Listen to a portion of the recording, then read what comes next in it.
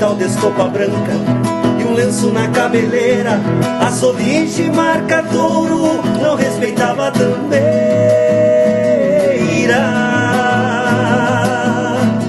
Sangue corria da folha desta faca carneadeira que se mesclava com bufo numa nuqueada certeira.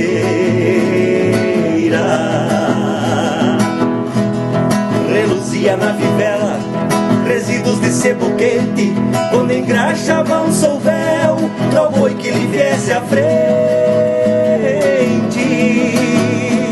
Dando de encontro com a morte pra deixar de ser vivente, morria dando pataço, bufando e rangindo os dentes.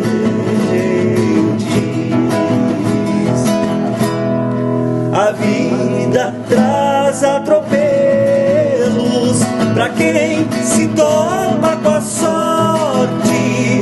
O boi arrepia o pelo quando sente a dor do corte, nunca fica pra sinuelo,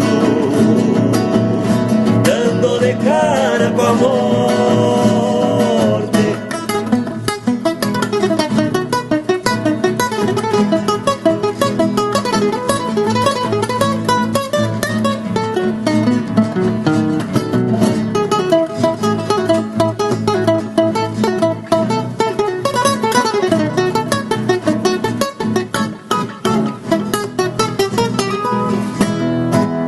Tirava o couro com jeito, com calma e muita paciência, pois nos abates de campo tivera grande experiência.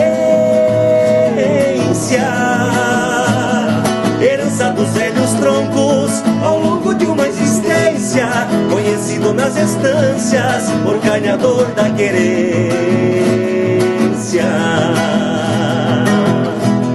Da tarca perdeu os contos, da faca morreu o fio, da chaira restou o cabo, do candeeiro só o pavio.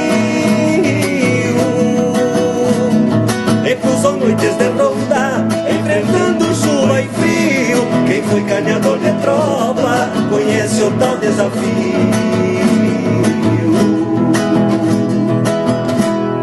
A vida traz atropelos